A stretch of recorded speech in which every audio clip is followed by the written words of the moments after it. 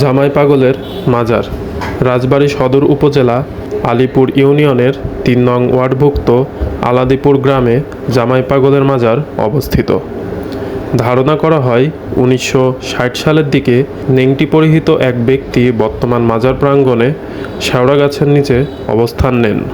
তার নামে বিভিন্ন অলৌকিক ঘটনা প্রচলিত আছে।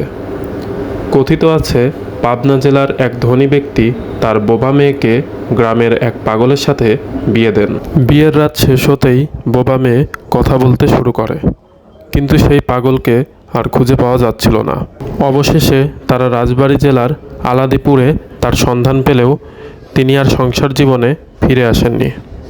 এ ঘটনার পর থেকে জামাই পাগল নাম সবার মুখে ছড়িয়ে পড়ে।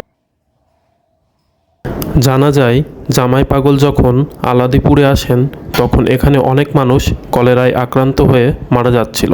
তখন তিনি সকলকে সারিয়ে তোলেন। ধীরে ধীরে মানুষজন বিভিন্ন বিপদমুক্তির আর্জি নিয়ে তার কাছে আসতে থাকেন। জামাই পাগলের মৃত্যুর পর এক আগন্তুক সৎকারের ব্যবস্থা করেন এবং এখানে একটি মাজার গড়ে তোলা হয়। এরপর নূর বাকের শাহ নামে এক ভক্ত এখানে অবস্থান নেন। নূর বাকের শাহের মৃত্যুর পর গৌরী পাগলি মাজারটি দেখাশোনা করেন। মাজার প্রাঙ্গণে একটি সুবিশাল মসজিদ রয়েছে।